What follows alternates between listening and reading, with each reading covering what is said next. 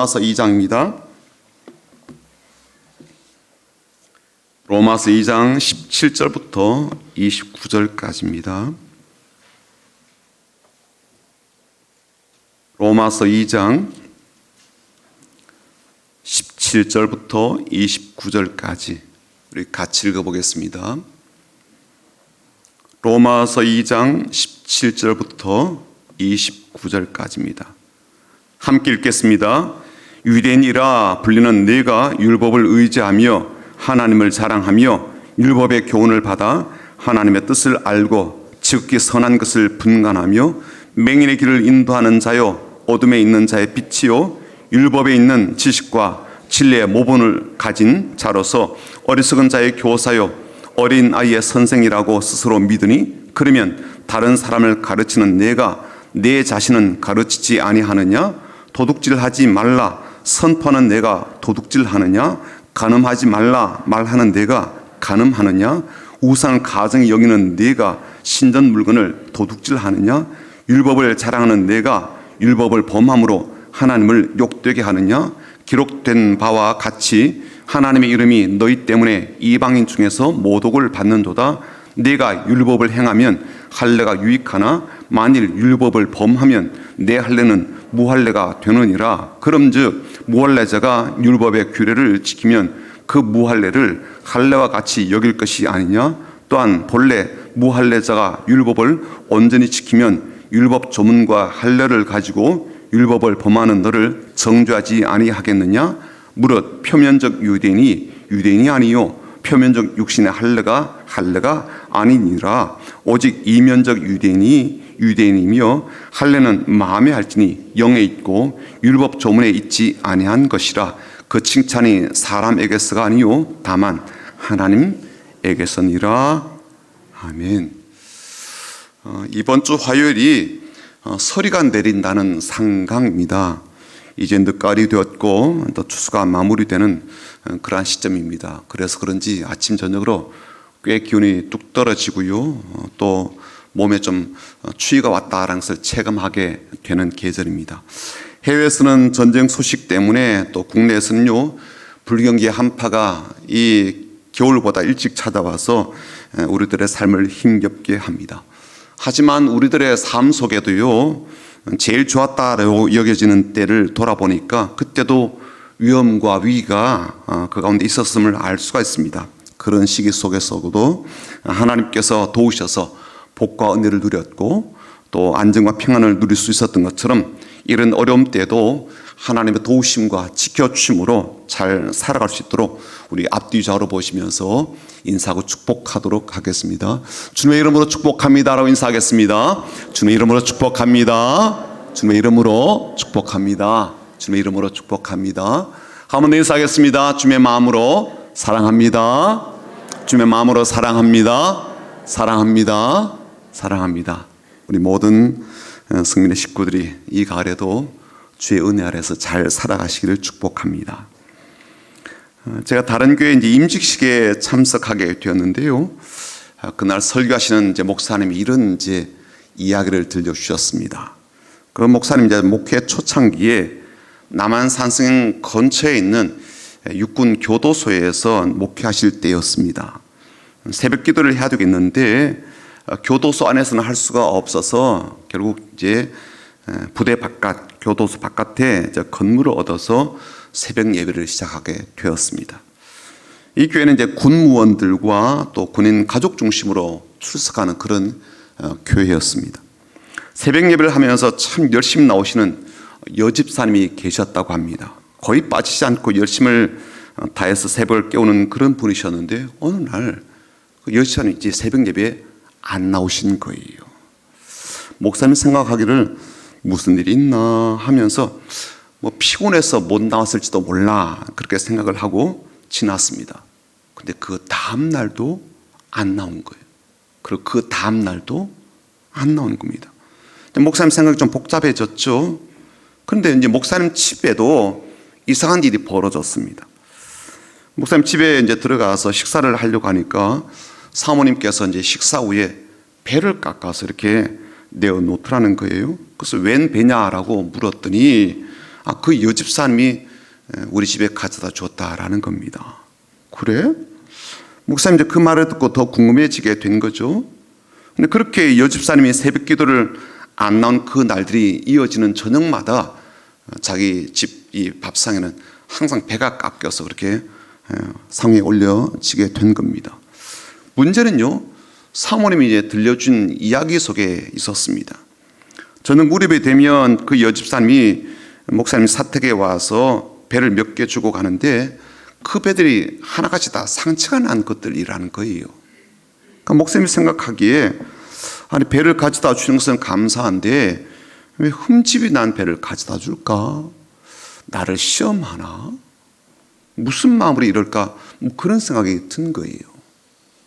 5일째까지도 이제 새벽 예배를 이제 이분이 안 나오시니까 목사님이 이제 전화를 한 겁니다. 여집사님 전화를 받으시기에 목사님께서 무슨 일이 있느냐고, 왜 새벽 예배를 안 나오시느냐라고 이렇게 물었죠. 그랬더니 여집사님이 이런 이야기를 들려주시더라는 겁니다. 목사님, 그동안 목사님은 저희 집 속사정을 잘 모르고 계셨죠. 그리고 왜 제가 그렇게 새벽 예배 나갈 수밖에 없었는지 그 속사정을 잘 모르셨을 거예요 하면서 들려준 이야기가 이런 이야기였습니다. 그 여집사님의 남편은 이제 교회를 안 나오시는 분인데요, 희한한 성격을 가진 분이래요. 다른 건 다 뭐 그런 대로 뭐 나름 괜찮은데 텔레비전에 새로운 차 광고가 나오면 눈이 휙 돌아가가지고 그 차를 사야 된다는 거예요.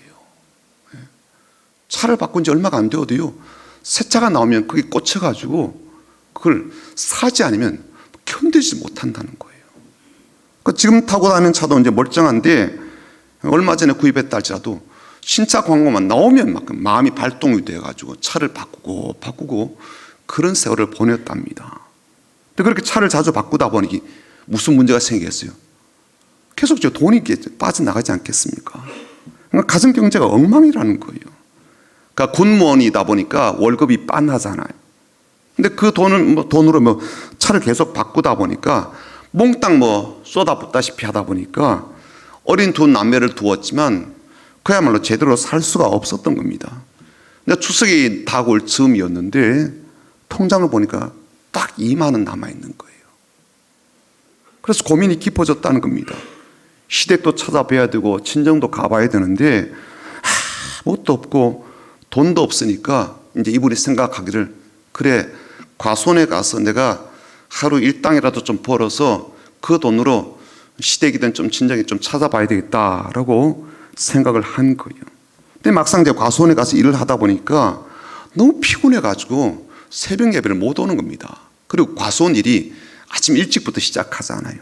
그러다 보니까 더더욱 새벽 예배를 드릴 수가 없었다는 거죠. 그리고 이제 과수원에 가서 일을 하면 일을 마치고 나올 때 이제 일당도 주지만 과수원 주인이 좀 마음이 참 좋아서 떨어진 배 중에 뭐 흠이 난 거라든지 상처가 난 이 배들을 좀 가져갈 수 있도록 그렇게 허락을 해 주는데 그 중에 이제 괜찮은 놈으로 이제 목사님에게 이제 갖다 드렸다라는 거예요. 좋은 것 드리지 못해서 죄송합니다라고 그렇게 말을 하더라는 겁니다. 목사님 이제 그 여집사님 말을 듣고 나니까 이제 마음이 참 먹먹해지는 거죠. 그동안 그런 사정이 있던 것을 몰랐으니까요. 그리고 그렇게 새벽 예배에 와서 기도한 이유를 알겠고 지금은 배밭에 가서 일할 수밖에 없는 안타까운 처지도 알게 되었으니까요. 게다가 어려운 처지에서도 목사님 드리겠다고 흠집난 배일지라도 사택에 갖다 드리면서도 죄송한 마음을 가지고 오간 걸음이 어땠을까라고 생각되니까 참 마음이 이렇게 울컥해지더라는 겁니다. 근데 목사님이요, 이제 그 집사님의 이야기를 들으시고 나서 이렇게 이제 말씀을 드렸대요. 집사님, 제가 하는 말을 좀 잘 들어보세요. 저는 집사님이 이렇게 하시는 것이 바람직한 것도 아니고 최선의 방법도 아니라고 생각합니다. 남편이 매번 새 차를 구입하면서 가정 경제가 어려워지고 쌀마저 똑 떨어지는 것에 대해서 집사님이 이렇게 나가서 일을 하면서 가정 경제에 보탬이 되겠다고 하면 남편 그 버릇 평생 못 고칩니다. 그리고 한번 생각해 보십시오. 하나님께서 집사님에게 밭에 나가서 일하며 너의 어려움을 해결하라 그렇게 하시던가요? 그렇게 하라고 새벽 기도회 때 말씀을 주셨습니까? 아니지 않나요? 오히려 남편에게 말을 하십시오. 집에 돈이 없고 먹을 거리가 없다라고 말을 하십시오. 추석에는 시댁과 친정에 아무것도 가지고 갈 수 없다고, 당장에 우리가 사는 것도 힘겨운 상태라고 말하십시오. 나는 당신이 벌어온 것으로 살고 싶다고, 우리 아이들도 그럴 것이라고 이야기하십시오. 당신이 벌어오지 못하고 당신이 계속해서 차를 바꾸는 것에 돈을 쓴다면 우리는 더 이상 가장 기본적인 그러한 삶도 유지하지 못할 거라고 이야기를 하라고 그렇게 목사님이 이 여집사님에게 말을 했습니다. 그리고 저는요, 집사님이 다시 새벽 예배를 나오셔야 한다고 생각합니다. 이 상황은 집사님이 일을 하면서 돈을 벌어와서 가정을 어떻게 해서라도 꾸려가는 방법으로 해결할 것이 아니라 하나님을 믿는다면 하나님과 씨름하고 하나님께 기도하며 풀어가야 될 문제라고 생각합니다. 그동안 집사님이 새벽에 찾고 간구했던 그 하나님께서 집사님과 아이들과 남편과 가정을 돌보지도 못한 분이라고 생각하십니까? 그런 하나님이셨습니까? 그렇게 힘과 능력도 없는 하나님이십니까? 목사님이 이렇게 말을 하는데요, 집사님 한마디도 대꾸하지 않고 가만히 듣고 있더라는 거예요. 사실 이런 이제 말을 목사가 하게 될 때 그 집사님에게도 할 말이 많지 않을까요? 목사님은 교회에서 따박따박 사례비가 나오니까 뭐 그렇게 말을 하지, 목사님도 나 같은 처지에 한번 놓여 본다면 그런 말을 함부로 하지 못할 겁니다. 그런 말을 할 수 있잖아요. 목사님 내 처지를 알아요? 내 힘겨움을 알아요? 내 남편이 어떤 사람인지를 알아요? 그리고 아닌 말로 하나님께서 그렇게 우리의 삶을 돌보시는 분이라면 이렇게 어려움을 겪게 되기 전에 돌봐주시면 안 돼요. 내가 뭐 많은 것을 바라나요?